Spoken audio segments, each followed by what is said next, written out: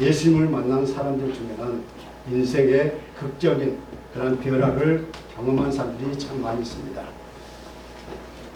평생 아프게 했던 고질병 때문에 힘들어하는 그런 사람을 고침을 받아서 좀 편한 마음으로 정말 기쁜 마음으로 살아가고 있는 사람이 있는가하면 귀신의 지배를 받아서 온전한 정신으로 살지 못하던 사람이 고침을 받아서 정상으로 살아갈 수 있게 된 그런 사람들도 있습니다. 나름대로 안정된 직업을 가지고 많은 돈을 벌면서 남부럽지 않게 살던 사람이 자기 욕심대로 예수님을 만난 후로는 다른 사람들을 돕는 일을 하는 사람들이 참 많이 있습니다. 또한 평범하게 살던 사람들이 예수님을 만난 후로는 정말로 비범한 삶을 살게 되는 사람들도 있었어요. 예수님을 만나고 예수님의 은혜를 경험한 사람, 이처럼 인생의 멋진 그런 변화를 경험하게 됩니다.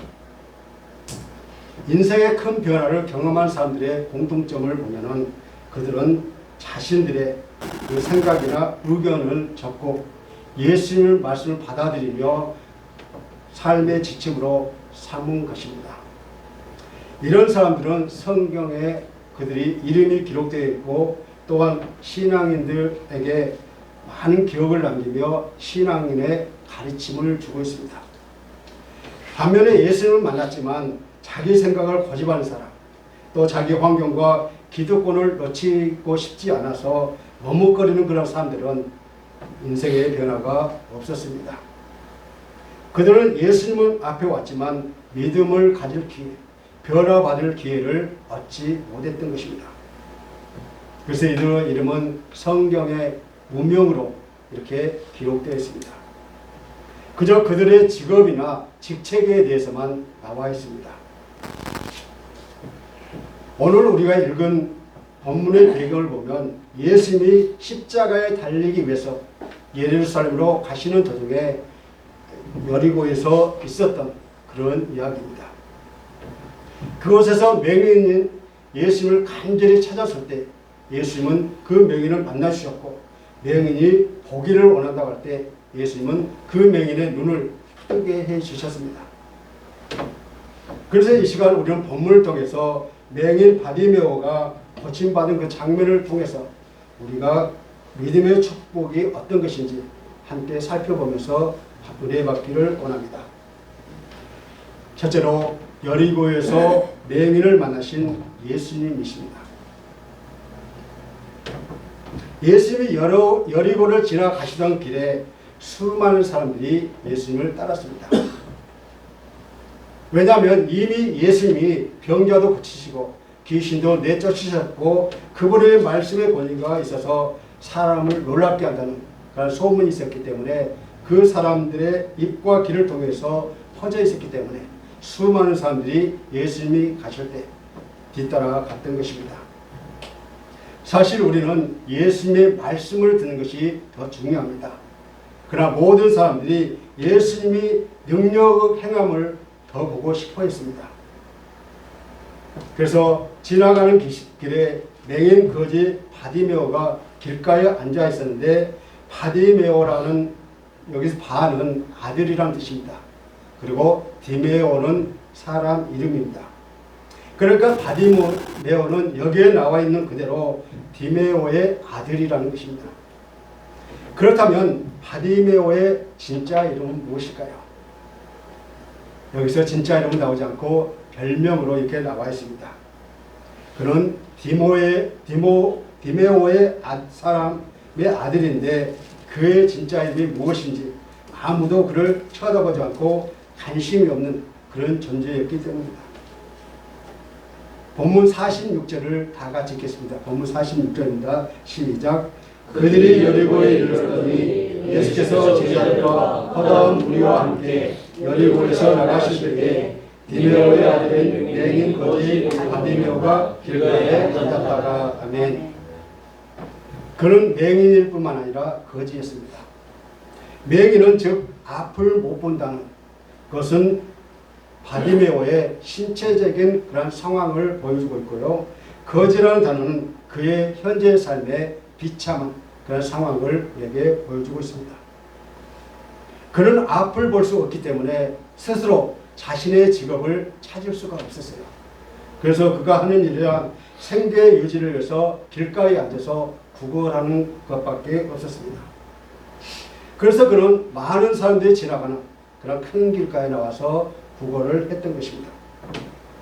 희망을 가질 수도 없고 그저 절망적이거나 아니 운명적으로 모든 걸 체념한 채 나의 운명은 이것이구나 라고 생각하고 살아갈 수밖에 없습니다. 맹인과 거지는 어디를 가든지 환영을 받지 못합니다. 어디를 가든지 멸시를 당하고 조롱을 받습니다. 이런 삶에서 벗어나고자 할지라도 어떻게 하는 방법이 없습니다. 자기 눈이 보이지 않기 때문에. 그가 자신에게 있는 장애였기 때문에 주님 앞에 나아가기를 포기했다면 그는 눈을 뜰 수가 없었고 주님을 만날 수도 없었다는 것입니다. 여러분, 혹시 여러분에게 장애가 있으십니까? 주님 앞에 나아가는데 방해 요소가 있다고 생각하고 계십니까? 자기가 가진 장애가 너무나도 커 보여서 도저히 주님 앞에 나아갈 수 없다라고 그렇게 생각하신 분은 안 계십니까? 아닙니다. 우리가 아무리 커다란 장애를 가지고 있다 하더라도 주님은 그 장애를 가지고 나오기를 원하고 계신다는 것입니다.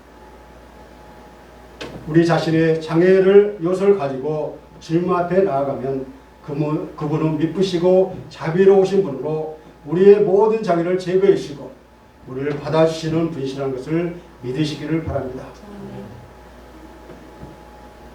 일반적으로 앞을 못 보는 사람은 다른 사람보다 뛰어난 그런 감각이 있는데 그게 바로 청각과 촉각입니다. 바디메오는 다른 사람들보다 더 잘 듣고 남들이 손대어 느끼지 못하는 것조차 더 정확하게 느낄 수 있었을 것입니다. 그래서 아마도 예수님에 대해서 소문도 더 많이 들었을 것입니다. 그리고 그 소문을 듣고 예수님이 메시아일 것이라는 마음의 생각했을 것입니다. 그래서 자기가 눈이 멀어 예수님을 찾아갈 수 없다는 것을 알고 안타까웠고 예수님을 만나면 자기의 눈이 띄어질 것이라는 것을 확신하고 있었던 것입니다. 이런 비참한 현실 속에서 하루하루 절망 가운데 살다가 지금 여리고의 바쁜 그 길가에 앉아서 6월절 대목을 노리고 준비하고 있었던 것입니다. 비록 바디메오는 눈은 멀었지만 예수님이 지나가는 그런다는 것을 소문을 듣게 됩니다. 드디어 그에게는 예수님을 만날 기회, 인생의 변화를 가질 그런 기회가 찾아온 것입니다. 평생 자기를 괴롭혔던 암흑을 벗어버리고 밝은 빛을 볼 그러한 기회가 왔던 것이죠. 어쩌면 예수님이 바디메오를 만나시기 위해서 여리고에 지나가시는지도 모르겠습니다. 예수님은 그 길을 지나가는 길에 사람이 누구든지 무시하지 않으셨습니다. 관심을 가지고 살피시며 예수님께 간구하는 일은 무엇이든지 들으시고 응답해 주셨습니다. 두 번째로 다윗의 자손을 일컬어진 예수님입니다. 절망 속에 살아가던 바디메오가 시끄러운 소리에 무슨 일인가 하고 의문을 가졌습니다. 그런데 나사렛 예수가 지나가신다는 말을 듣습니다. 이미 예수님에 관한 모든 소문에 익히 들었던 바 예수님이라는 소리에 귀가 번쩍 뛰었습니다.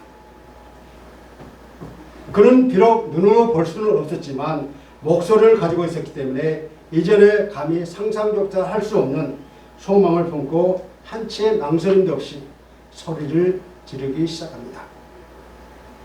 본문 47절을 다 같이 읽겠습니다. 본문 47절입니다. 시작.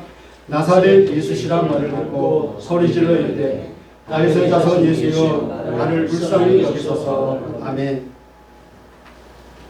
아마도 평소에 그가 하던 말은 한 푼 주세요라고 했을 것입니다. 그런데 나사렛 예수께서 지나가신다는 소리를 듣더니 돈을 달라는 것이 아니라 다윗의 자손 예수여 나를 불쌍히 여기소서 이렇게 기도하고 있습니다. 부르짖고 있습니다. 더 놀라운 사실은 나사렛 예수라고 한 것이 아니라 다윗의 자손 예수여라고 외쳤다는 것입니다. 그러니까 이 사람은 이전에도 분명히 예수님이 앞을 못 보는 그런 사람들을 고쳤다는 것을 이미 바디메오는 알고 있었습니다. 그러니까 자기 민족 이스라엘이 그토록 기다리던 구원자 메시아 예수라고 한 것입니다. 여러분, 우리도 바디메오처럼 예수님만이 자기를 고칠 수 있고 자기 인생을 바꿀 수 있다고 믿는다면 인생의 변화를 위해서 체면도 눈치도 볼 필요 없이 남이 뭐라 하든 예수님이 귀찮게 생각하시지 않을까라는 그런 생각도 뒷전으로 보내라는 것입니다. 가족을 먹여 살리려고 세상에서 돈을 버는 사람들도 남의 눈치 보지 않고 자존심 상해하면서도 그걸 참으면서 하물며 내 삶에 극적인 변화가 필요하다면 무조건 우리는 주님을 불러야 하지 않겠습니까? 바디메오의 목소리가 얼마나 크든지 사람들이 조용히 하라고 꾸짖을 정도였어요. 하지만 그는 이 소중한 순간을 그냥 지나쳐 버릴 수가 없었습니다. 그래서 더 큰 소리로 예수님을 부릅니다. 본문 48절을 다 같이 읽겠습니다. 시작. 많은 사람이 꾸짖어 잠잠을 하되 그가 더욱 크게 소리를 질러 이르되 다윗의 자손이여 나를 불쌍히 여기소서 하는지라. 아멘. 지금 바디메오는 상식을 초월하는 말을 하고 있습니다. 그는 너무나도 간절했기에 사람들이 막아도 포기할 수가 없었습니다. 오히려 그는 예수님을 향해 다윗의 자손이라고 부르며 그분이 메시아라고 고백하며 자기를 불쌍히 여겨달라고 이렇게 합니다. 예수님이라면 나를 도와줄 수 있다는 믿음의 표현이었던 것입니다. 그는 지금까지 어느 누구에게도 자기의 그 모습을 고쳐달라고 한 적이 없습니다. 그래서 그가 예수님이 지나간다는 그 소식을 듣더니 갑자기 엄청난 소망을 가지게 되면서 예수님이 자신을 어둠에서 건져주실 것을 확신하고 큰 소리로 도움을 요청했던 것입니다. 어찌 보면 그가 혈기를 부리고 오기를 부리며 반항하는 것처럼 보일 수 있지만 그는 예수님이 분명히 자기를 도와줄 수 있는 그런 능력을 가지신 분이라고 믿고 있었습니다. 그저 믿져야 본전 정도로 생각하고 도와줄 수 있으면 도와달라고 하는 정도가 아니라 완전히 신뢰하는 믿음, 예수님이 아니면 안 된다는 그런 간절한 믿음이 있었기 때문입니다. 예수님은 그것을 보기를 원하셨고 또 그것을 바디메오에게서 보았던 것입니다. 여러분, 우리도 바디메오처럼 예수님을 주님으로 고백하며 우리를 불쌍히 여겨달라고 그렇게 주님을 불러야 할 줄 믿습니다. 일단 우리는 바디메오의 외침을 기억해야 합니다. 이 외침은 바로 우리의 기도입니다. 기도할 수 없는 환경이라 할지라도 우리는 소리내어서 예수님을 불러야 한다는 것입니다. 모든 방해 세력을 이기고 우리는 예수님께 불러야 한다는 것이죠.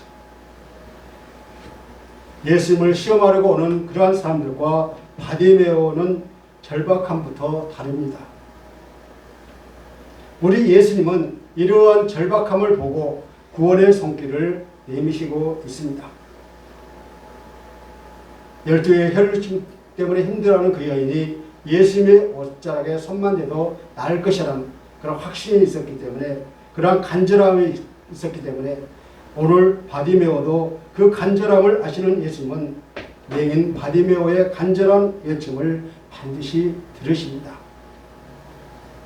세 번째로 맹인을 부르라고 하신 예수님이십니다. 사람들이 많이 따라다니므로 매우 시끄러웠지만 예수님은 바디메오의 음성을 들으셨습니다. 왜냐하면 그의 간절한 음성이 너무 컸기 때문입니다. 게다가 두 번이나 계속해서 큰 소리로 예수님을 부르는 음성이 들렸으니 예수님이 관심을 가질 수밖에 없었습니다.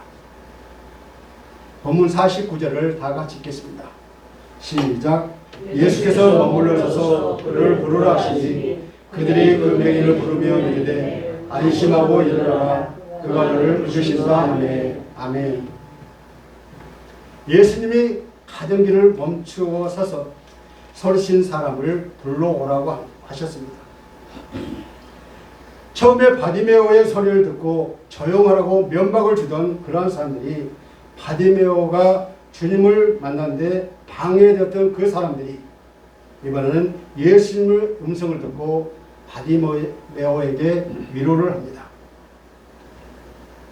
바디메오를 무시하던 사람들이 예수님의 눈에 들기 위해서 굉장히 노력하는 것을 보게 됩니다. 맹인에게 시끄럽다고 하면 예수님이 좋아하실 줄 알았는데 오히려 그를 불러오라고 하시니까 그에게 안심하라고 이렇게 그들이 말합니다. 이렇게 사람이 간사한 것은 우리는 보게 됩니다. 우리는 사람이 이렇게 왔다 갔다 간사하다는 것입니다. 이처럼 신앙생활은 주님과 나만의 관계가 아니라 사람들 통해서 하게 되어 있습니다. 사람들 중에는 우리들의 신앙에 도움을 주는 사람이 있는가 하면 우리들의 신앙에 전혀 도움이 되지 않는 그러한 사람들도 많이 있습니다. 심지어 신앙생활에 장애가 되는 사람들도 있습니다. 다른 사람이 내 신앙생활에 장애 요소가 된다고 하더라도 내가 주님 앞에 나아가지 않으면 본인 손입니다. 내 손입니다. 바디메오를 보십시오. 그 많은 사람들이 가로막아도 주님 앞에서 계속 부르짖었습니다. 이 시대에 우리 그리스도인들도 바디메오처럼 어떤 장애가 있다 하더라도 보다 더 적극적인 그런 신앙의 자세를 가져야 합니다. 물론 신앙인도 일반인으로서 무시당할 수 있겠지만 예수님과 함께한다면 무시당하지 않습니다. 세상은 신앙인을 무시할 수 있지만 예수님을 아는 사람이라면 결코 무시하지 않습니다. 맹인은 예수님이 자기를 부른다는 소리를 듣고 예수님 앞에 빨리 가기 위해서 그는 자기가 이제까지 입고 자고 하던 거추장스러운 겉옷을 내어버리고 뛰어 일어나 예수님께 갔습니다. 본문 50절을 다 같이 읽겠습니다. 50절입니다. 시작. 맹인이 겉옷을 내버리고 뛰어 일어나 예수께 나오거늘. 아멘. 어찌하면 이 맹인에게는 그 겉옷이 전 재산일 수도 있습니다. 그런데 그것을 포기했던 것입니다. 그리고 그것도 너무나 기뻐서 뛰어서 일어났다고 이렇게 말씀하고 있습니다. 이것은 그가 얼마나 간절했다는 그러한 마음을 엿볼 수가 있습니다. 예수라면 나를 완전케 할 수 있다는 그러한 믿음이 바디메오로 하여금 예수님께 뛰어가도록 만들었던 것입니다.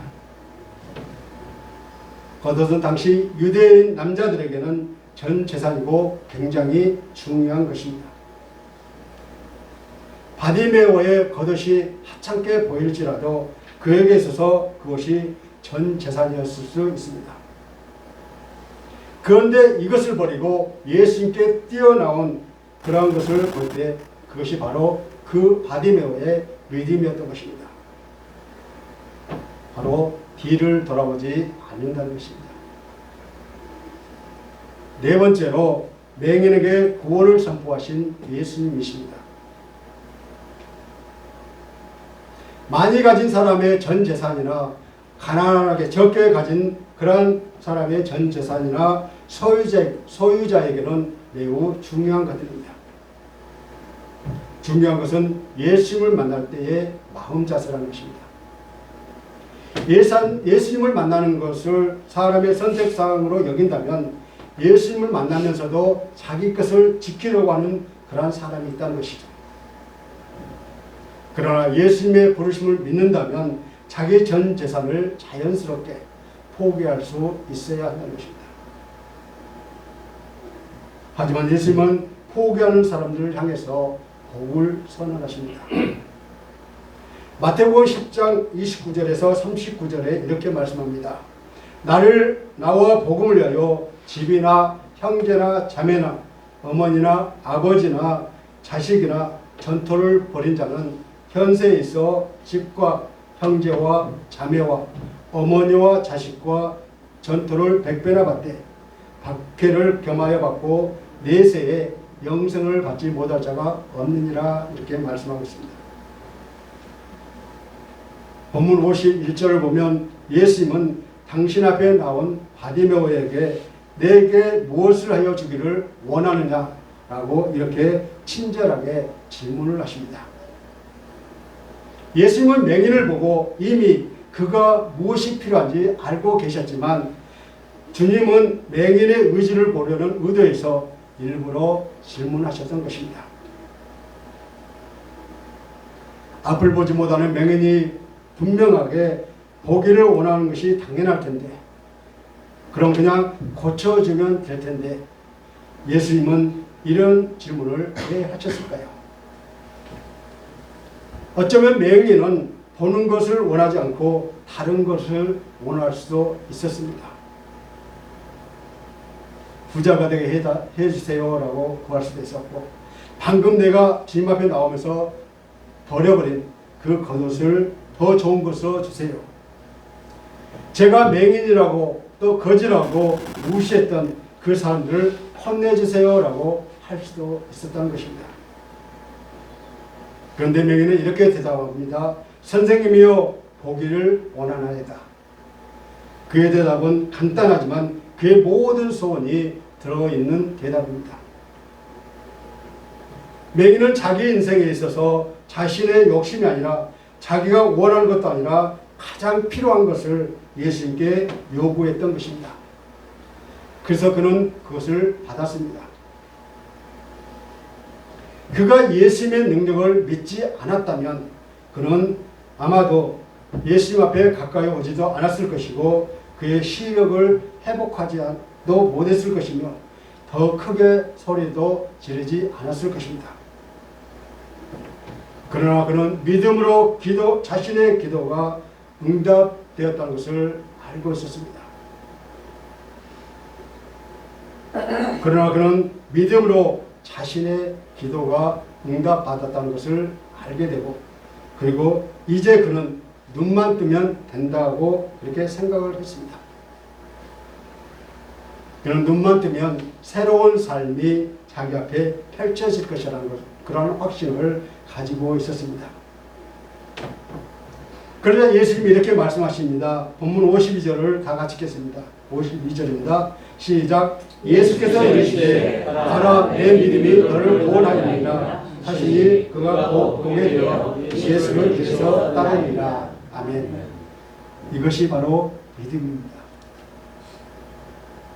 예수님이 말씀하신 네 믿음이 바로 바른 믿음이라는 것입니다. 예수님의 말씀이 떨어지자 맹인은 바로 눈을 떴습니다. 즉시 맹인의 눈이 떠지자 앞을 보게 되어 예수님을 바로 따라갑니다. 이렇게 구원이 선언되자 인생의 빛이 보이고 예수님을 따르게 됐던 것이죠. 이처럼 예수님의 역사는 먼저 믿음을 보신다는 것입니다. 그는 예수님이 자기의 눈을 뜨게 해주실 수 있는 분이심을 확실하게 믿었기 때문에 그는 포기할 수가 없었던 것입니다. 그의 간절한 열망은 눈을 뜨는 일이었고 그는 눈을 뜨게 되자 예루살렘에 들어가시는 예수님을 따라갑니다. 여러분, 우리가 지금 하고 있는 기도의 내용이 무엇인지 이 시간 다시 한번 생각해 보시기를 바랍니다. 혹시 잘못된 기도를 하고 있지는 않습니까? 아니면 바디메오처럼 나에게 꼭 필요한 것을 구하며 예수님을 전적으로 신뢰하며 기도하고 있습니까? 나를 중심으로 하는 이기적인 기도가 아니라 주님의 뜻대로 구하는 기도가 되어야 한다는 것입니다. 반드시 필요한 것을 기도해서 받는 것이 믿음이라는 것이죠. 사랑하는 성도 여러분, 바디메오처럼 우리가 눈을 뜨기 원하는 그 문제가 해결되기를 원하는 이유가 무엇입니까? 주님을 따라가기 위해서입니다. 그 십자가의 길을 따라가서 우리가 죽고 다시 부활하여 하나님의 부르심을 감당할 수 있는 그런 삶을 살기 위해서입니다. 하나님께 영광과 기쁨을 돌려드리시기를 바랍니다. 그래서 오늘 우리의 기도가 힘들어도 힘을 내서 우리는 기도해야 한다는 것이죠. 우리를 불쌍히 여겨 달라고 주님을 불러야 합니다. 이제 오직 주님만을 따라서 가겠다고 고백하는 우리 모두가 되시기를 간절히 소원합니다. 만약 바디메오가 자신이 가진 환경 때문에 주님 앞에 나아갈 것을 포기했다면 그는 평생 소경으로 세상을 살게 되었을 것입니다. 그러나 바디메오는 자신의 그 누추한 환경까지도 이해하고 받아주신 긍휼이 풍성하신 주님을 믿었던 것입니다. 그리고 그의 기대대로 주님은 그 모든 환경까지 용납하시고 그를 안아주셨기 때문입니다. 여러분의 환경이 주님을 만나는데 결국 방해 요소가 되지 않는다는 것을 우리는 기억해야 할 것입니다. 그러므로 우리를 치유하시고 우리의 삶에 새로운 길을 열어주실 예수 그리스도 그분의 이름을 간절히 부르는 우리 모두가 되시기를 간절히 소망합니다. 아멘. 말씀을 맺겠습니다. 오늘 우리가 읽은 본문은 소경 거지 바디메오를 통해서 우리가 어떻게 주님 앞에 나아가는지 우리에게 가르쳐주고 있습니다. 가장 중요한 것은 우리가 주님 앞에 나아가는 것입니다. 주님은 지금도 살아계시고 우리의 기도를 들으시고 지금도 응답해 주고 계십니다. 주님은 성경을 통해서 우리가 부르짖으면 응답하시겠다고 그렇게 약속해 주고 계십니다. 우리가 기도하는 그 시간이 주님을 만나는 시간입니다. 우리가 기도하는 그 시간이 주님이 들으시는 시간입니다. 그러므로 바디메오처럼 주님께 찾아가서 바디메오가 자신의 문제를 해결을 받고 새로운 인생을 살았던 것처럼 문제가 있으신 분은 바디메오처럼 주님을 찾아가서 주님께 소리질러 기도하시기를 바랍니다. 우리가 어떤 문제를 가지고 있든지 주님 앞에 나오고 주님을 만나고 주님이 응답이 있다면 다 해결될 줄 믿습니다. 이런 은혜가 저와 여러분에게 함께 하시기를 주님의 이름으로 간절히 축원합니다. 이 시간 내가 주님 앞에 나아갈 때 방해되는 요소가 있다면 그것이 무엇인지 잠시 묵상하시겠습니다.